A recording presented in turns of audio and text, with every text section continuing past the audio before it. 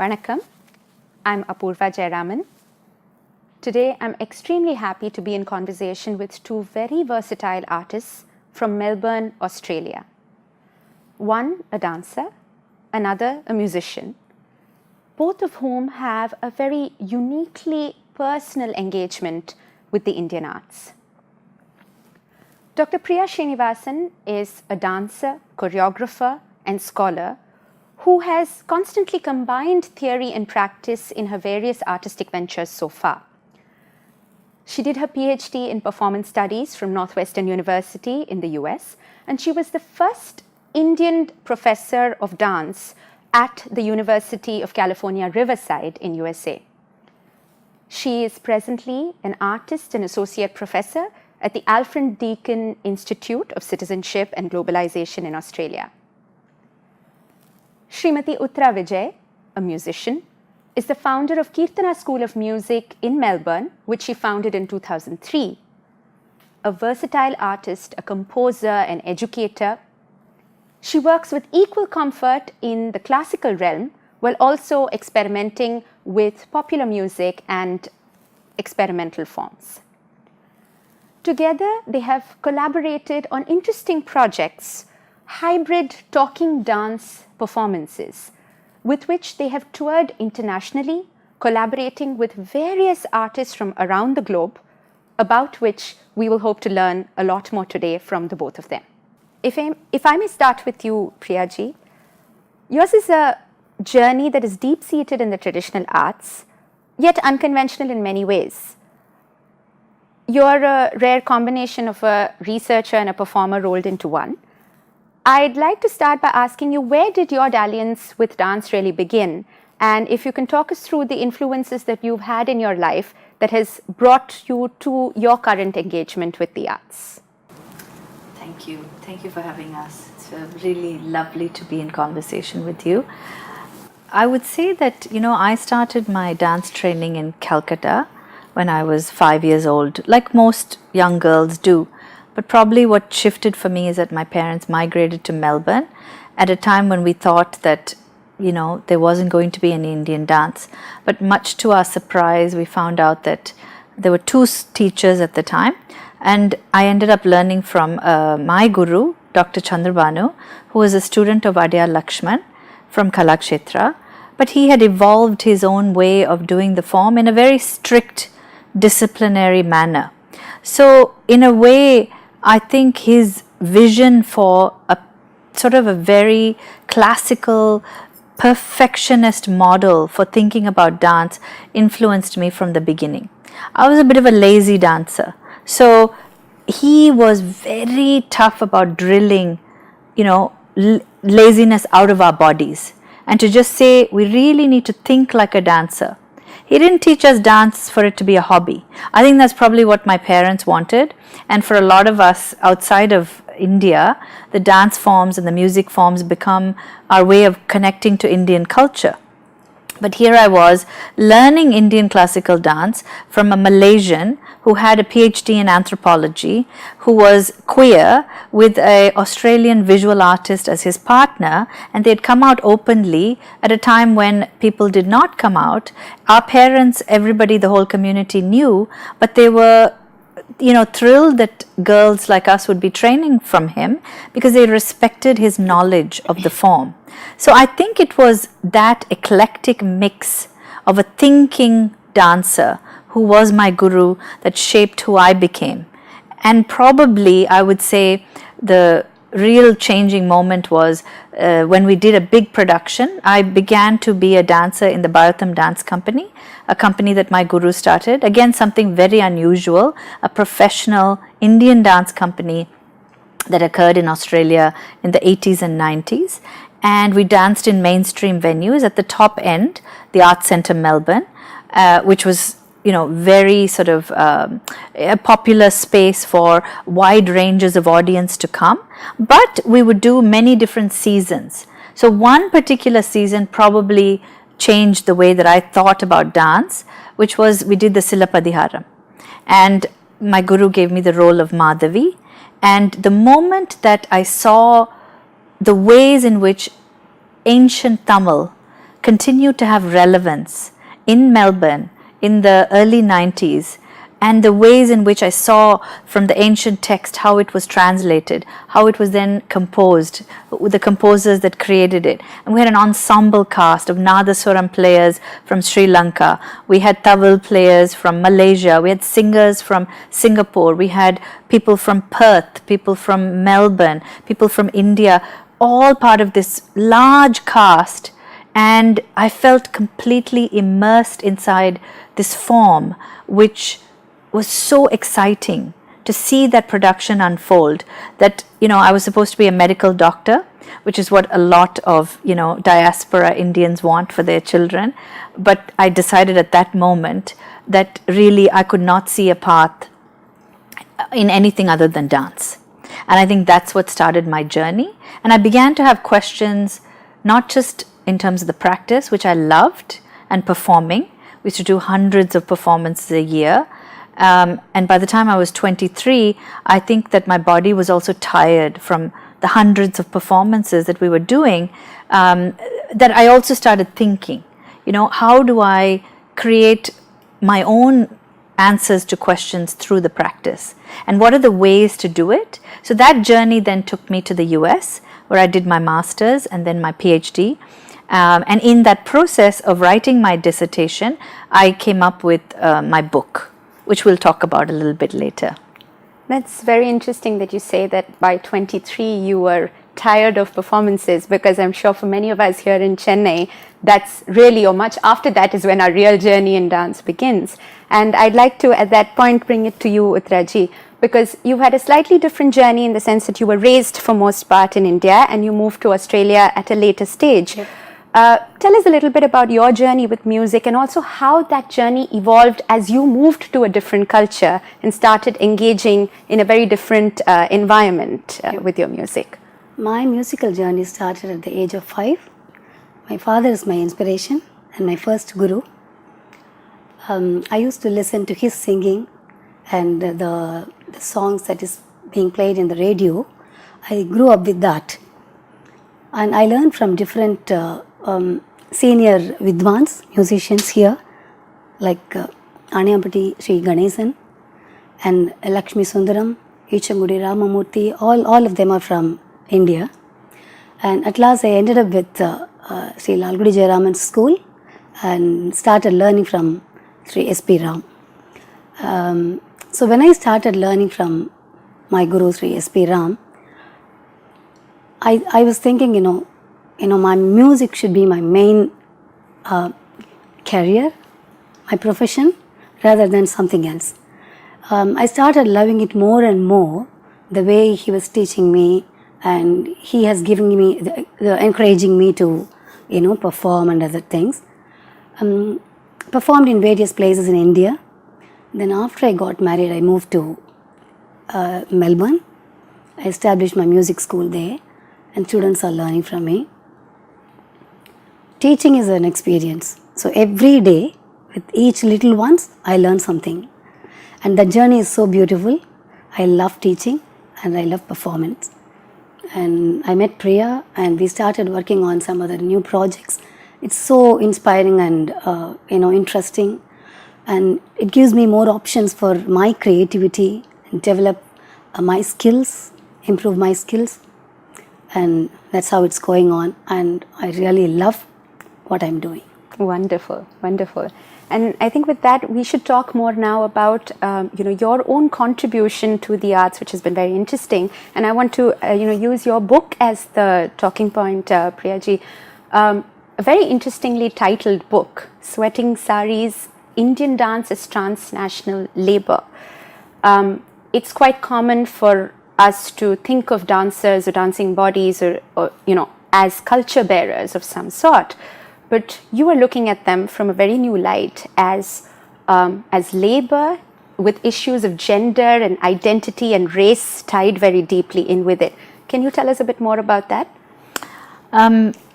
So the book really is really asking this question: how is culture at once historical and political? So it's not that dance, because we've thought of dance as aesthetic, right? And we think of it as we are culture bearers. So my question then became, how do we think of ourselves not just as culture bearers, but as products of socio-political, historical forces that have helped create and shape who we are?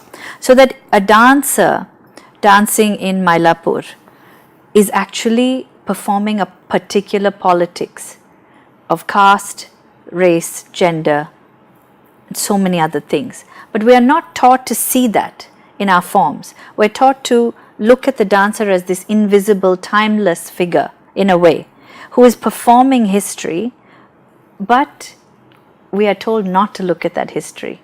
We're also told not to look at the labor of the dancer, to not look at the sweat that is coming from her body, the jewels that may be falling off her body, the bells that she's stepping on and bleeding, you know. So we are always told, don't look at these other things. We should only look at the perfect form.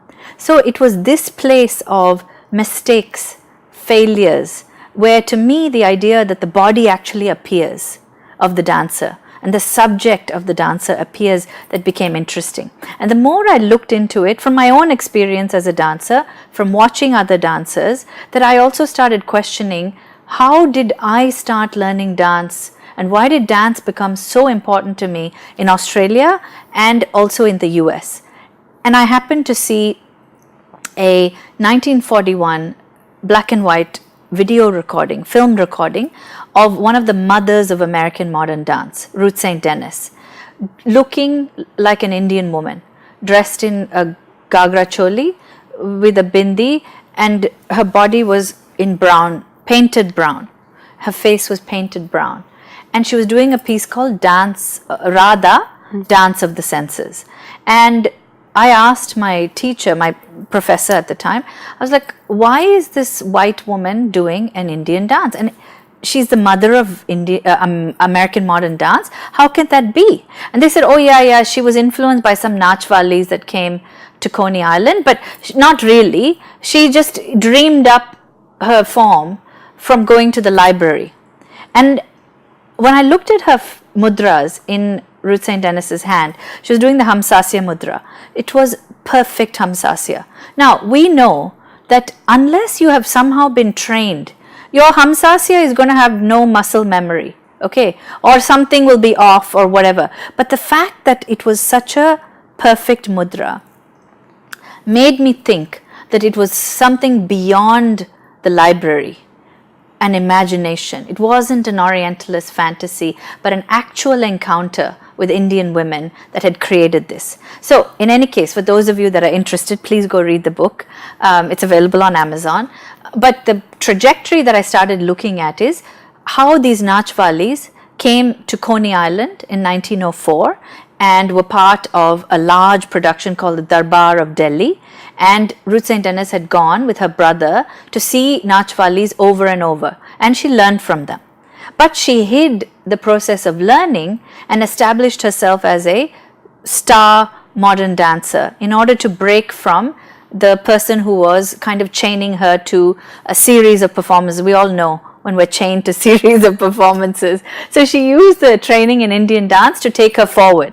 But because of anti-Asian immigration laws in the United States, the history of Indian dancers coming to America ended around 1907. And then by 1924, many Indian men and women who'd been there were sent back, denaturalized, citizenships taken away, and see how relevant it is even now. These questions about history and immigration law always tell you that nothing is permanent when it comes to questions of citizenship. But my question was, we have this focus on male laborers as the only form of labor to understand in the scheme of things within the American immigration landscape. But when we actually track Indian dancers back to the 1880s, I found the first instance of an Indian dancer troupe that had come to New York to perform on a theater stage created by an impresario named Augustin Daly. And again, what was very interesting is you start seeing how Nachwalis and Devadasis had been coming from what was South Asia consistently from 1880 all the way to 1907, and how they had influenced and shaped American modern dance. But that history becomes made invisible in the American Modern Project. So the American Modernist Project does not acknowledge its history. On the other hand, we take Rukmini Devi for example, we have had a Rukmini Devi who has traveled the world, who has seen different forms, incorporated that into what then became Bharatanatyam. But we don't acknowledge the fact that she was an intercultural hybrid modernist. And yet, she's not her, but the processes of our history kind of hide the ways in which we are also modern subjects. So it was this twin question of why are we masking our modernity and why are they masking their traditions when we're all hybrid, when we're all contemporary subjects, is what really is at the heart of the book. That's wonderful. I think very fascinating also to see the sort of exchange clearly that must have existed between the two cultures, and I think that would probably also come through a lot when we talk about the specific works that you've been touring the world with. I find that also there are, among the many commonalities that both of you have, you seem to share an interest in engaging specifically with, migrant communities and also presenting the stories of, minorities and women in a sense. And I also found an interesting mention in your profile, Uthra ji, where you said you'd like to use your music to change or affect hearts and minds.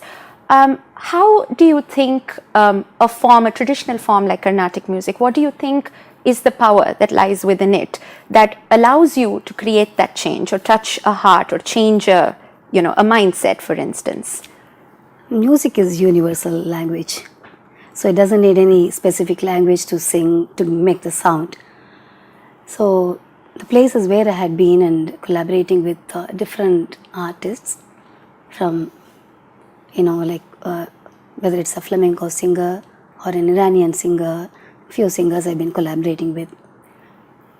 All of us have a common point where we can meet through music, through the sound. So that point is very interesting to look for with a musical conversation between the artists. So in each place, wherever I have been traveling, I was able to get that point. It's mutual. They were also able to get that point. So that we start our musical conversation through that point, and so that we can converse and we convey whatever we wanted to convey. Whatever social, whatever we would like to address, the points that we would like to address, we are able to engage with them, and then I'm able to get through that. So you're able to reach out beyond language. Yes, beyond language. So every art will have a common point. Mm-hmm. So that helps us to coordinate, collaborate, communicate in music. So we don't need any language for that. That's what my feeling is. Lovely, lovely. With that, I really want to talk about the very wonderful excerpt from one of your works that you have presented for us today, which you call Andal Reimagined. First of all, I want to ask you, why Andal? And in what way does this voice of Andal for you cut across boundaries of time and space, really, to converse with, to touch a chord with communities all across the world, people from very different backgrounds. And in my understanding, you're specifically also looking at women, the stories of women and girls. Is that right? So tell us why. Why Andal? Well, I think the thing that actually brought Uthra and I together is that we presented a piece to a Tamil association in Melbourne, and we were asked to do something about Tamil literature.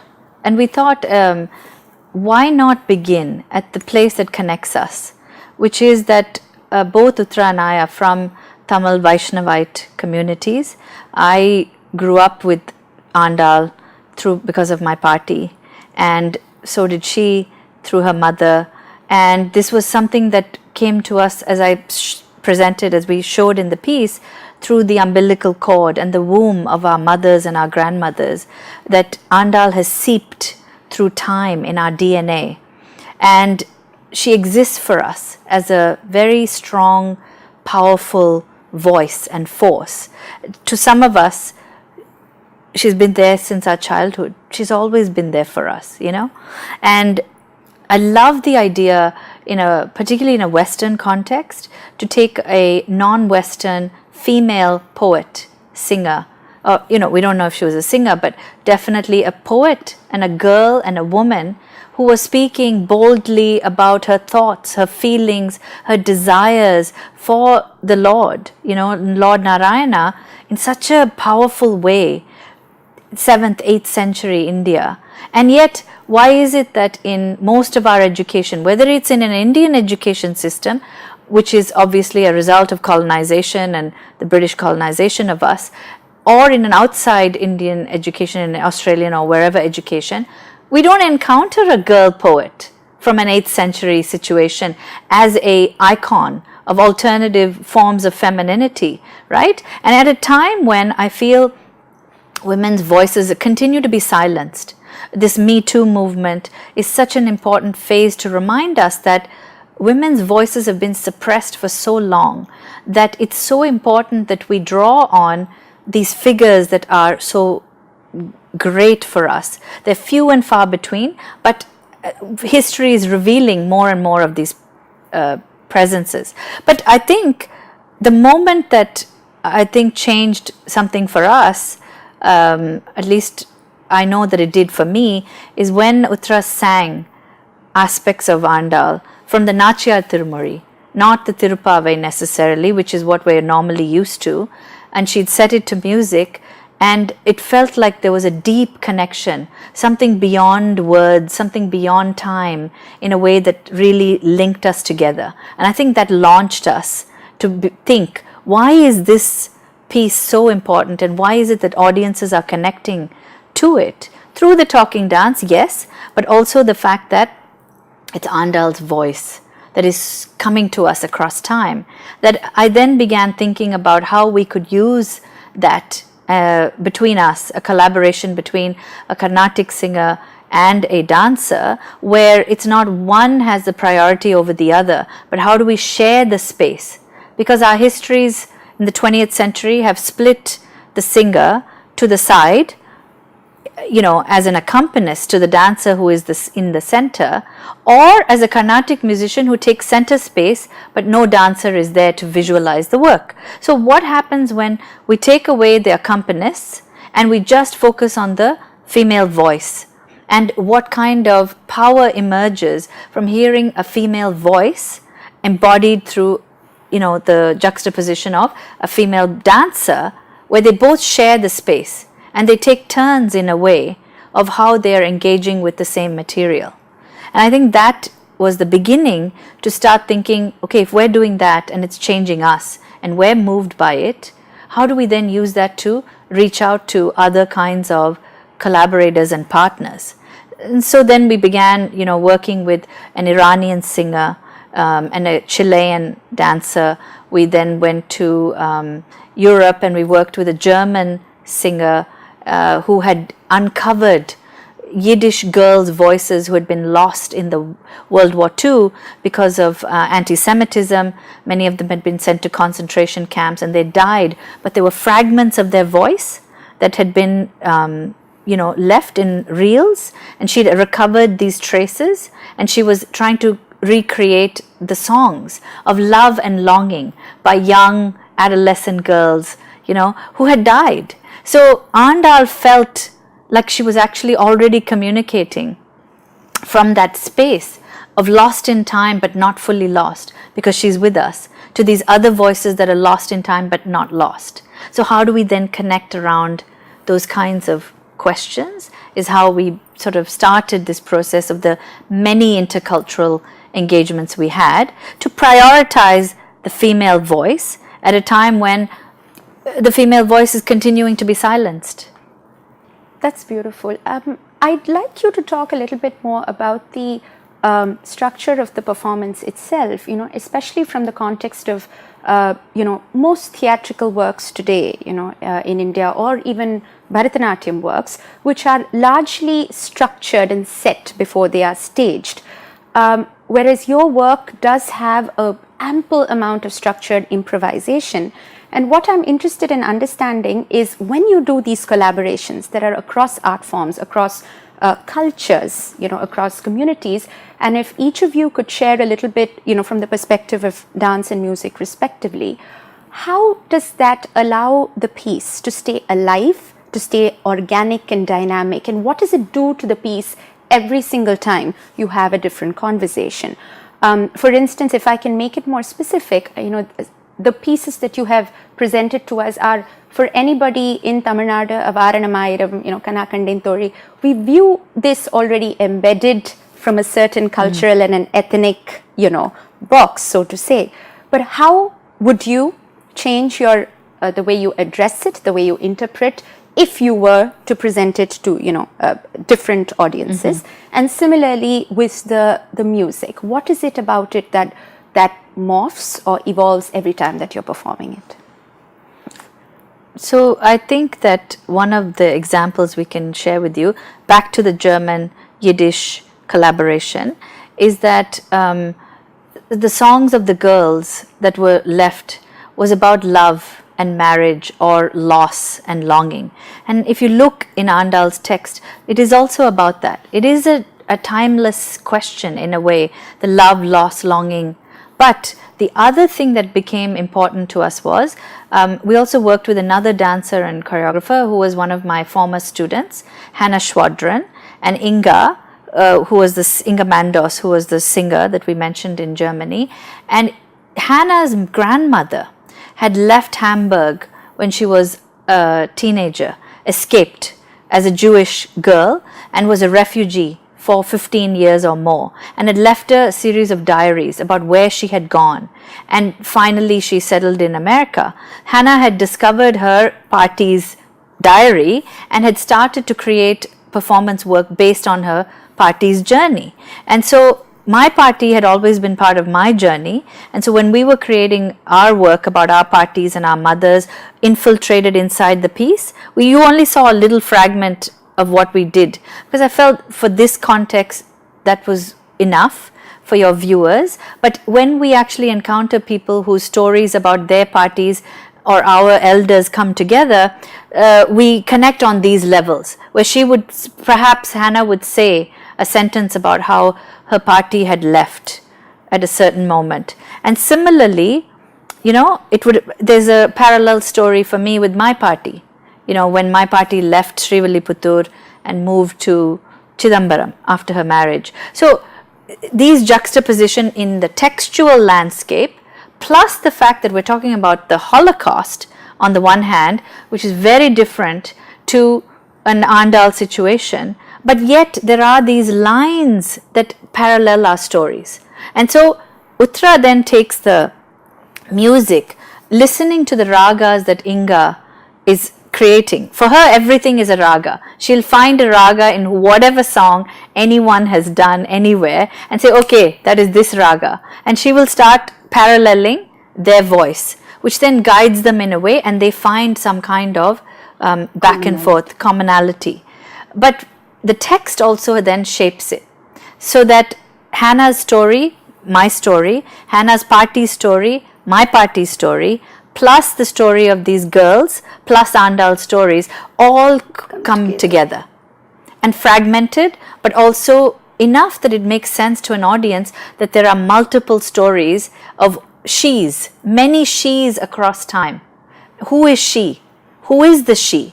The she is constantly shifting, but there is a she who is at the heart of all of us, the goddess, that Andal in a way manifests.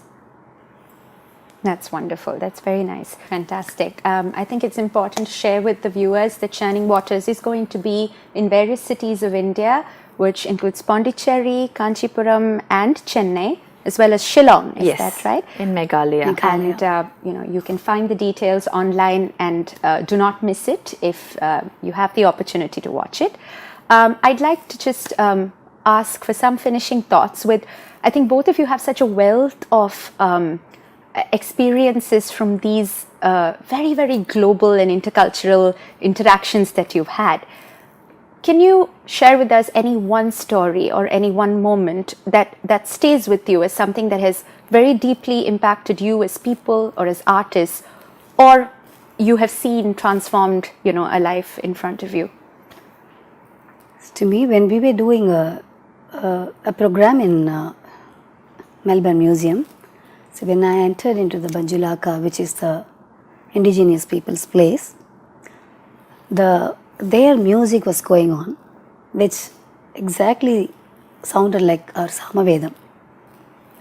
Is that so? Okay. Yes, so that was the most inspiring thing. And when myself and one of the indigenous artists, when we started collaborating with each other, the chant that she was doing, Vicky Cousins. when she was doing the chanting, it was similar to our Samaveda tune. So I started with Hiranyavarnam Harini. So it coincided very well, and it was very inspiring, and that moment really touched my heart, like that Samaveda, the sound and the way they are chanting, and which I can go with them, and I can also chant with them. Both of us were going similar, mutually together. How beautiful. It was so beautiful. That sound was really good. And do their chants date back to a similar time scale as the Samavedam? Or no, it was very old. Older than that? It was older than Samavedam. So I think it was 15,000 years old. And we think we have old cultures, and we find we're young compared to them. Isn't that amazing? Beautiful. I think that's a very, very beautiful note for us to wrap up this conversation. Thank you very much to both of you for taking your time and talking to us. I think it's been a very interesting and a very fresh perspective for us to share with audiences over here.